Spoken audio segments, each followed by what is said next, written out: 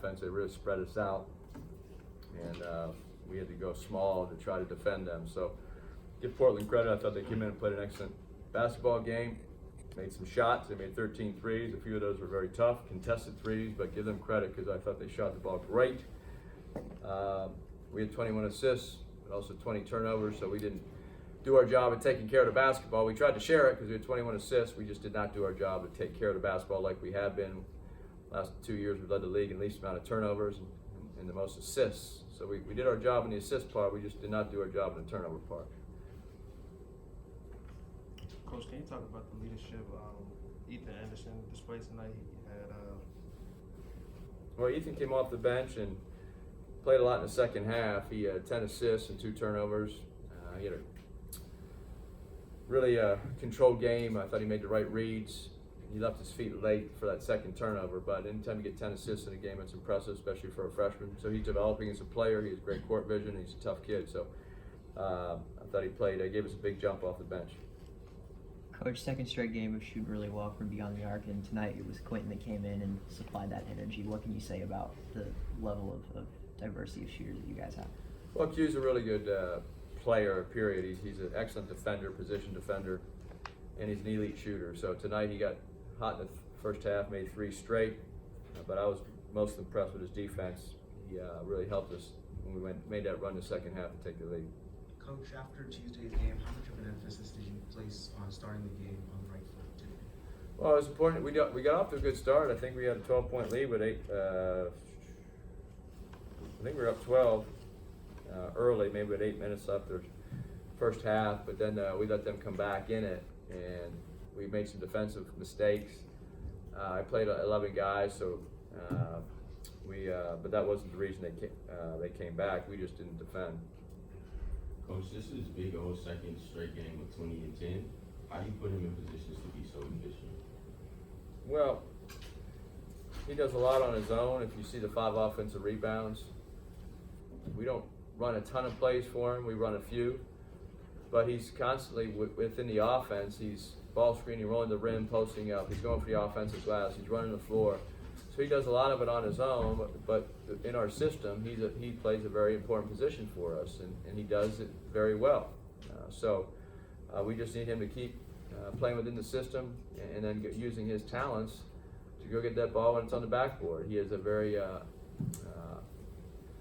tremendous, he's able to read the ball when it's in midair and go get it off the glass or off the rim. So you'll see even when he doesn't get it, he's close or he's tipping the ball or trying to get it. So he's relentless, and he has 5 offensive rebounds again, so it's very impressive. Portland comes back to tie it in that second half, and what do you tell your team during that timeout to clean it up enough, and then you end up finishing out from there? Well, it was really in the defensive end. We had to get some stops, and we finally did. We went small. We had 4 guards. We matched their 4 guards. We had an advantage in size, but they were shooting the ball so well and getting open looks against our bigs because we were switching. We had to switch because they have so many shooters in the court. So it was really on the defensive end to try to get some stops, and then I thought we did a really good job of executing offensively to set ball screens, space the floor. We got some back cuts, we got some back action threes, and we have some transition easy baskets. So I thought during that 5 or 6 minute stretch when we took the lead and extended it to double digits, we played very good basketball. Coach, Onyeka played about 6 minutes in the first half. Was there any specific reason? He had 2 fouls, and then so he had 2 fouls. I didn't want him to pick his third up, and then we started him in the second half, and he picked his third up right away, so I had to sit him again. So then we brought him back. We had about 12 minutes left in the game, 13 minutes left, and with 3 fouls, and he was able to play the rest of the way. Coach, despite the 21 turnovers, did you see like a lot of things that can be easily fixed? Well, the 20 turnovers jump out. We made some really just uncharacteristic passes and poor decisions, and we had a couple of charges. We just have to do a better job. A lot of our players they're very good offensively, but we just we can't turn the ball over 20 times and expect to.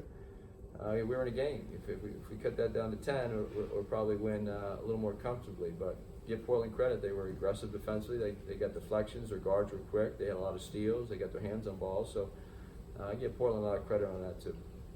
Ethan Anderson came off the bench today. What do you envision his role Oh, he's a basketball player. We have a lot of interchangeable parts on our team, and they have to play multiple positions. They have to. Some nights are going to play great. Some nights are not going to play so well, and there's a lot going to be in between. And most of the season is going to be somewhere in between, and they have to be prepared to just compete and grind it out like we did tonight. Even when we're not playing our best, you have to defend and grind it out. And that's what Ethan did. Isaiah White had 22 points. Can you talk about what challenges he presented to you guys tonight? Well, he's an experienced grad transfer. We knew that. He played at Maine last year, averaged about 15 points a game, and he's been a scorer all his life. So he came out and he made a couple early, and he got his confidence, and we switched on some ball screens, and he shot it right in our face and made a few. So I give him credit. I thought he played an outstanding offensive game. Coach, there were brief periods of time where you guys switched to zone. How do you feel that affected their shooting? Well, I thought our zone in the first half, we mixed it up, and we got about 3 or 4 stops in a row. Then they made a 3 in the corner. But we want to be a predominantly man-to-man team this year. I think we'll be pretty good at it. But I think there's some value of switching defenses, keeps the other team off balance a little bit. So we'll pick and choose when we want to go zone. And if we're going to play a big lineup, we'll probably have to play a little more of it. Coach, what do you think you're going to emphasize most heading into Tuesday's game? Well, the turnovers.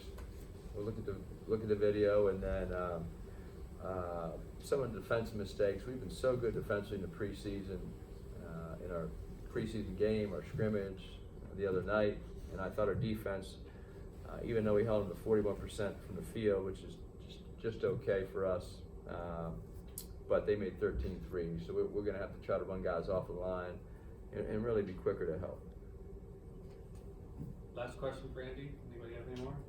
What was your first impressions of Mike Bowen? Oh, he's terrific. A lot of energy, and he's excited to be here. So I don't know Mike from before, but I met him yesterday after his press conference, and he spoke to the coaches. So we're all excited for him, Mike and his family. It's a nice change to come out from Cincinnati to the West Coast, and we're happy to have him.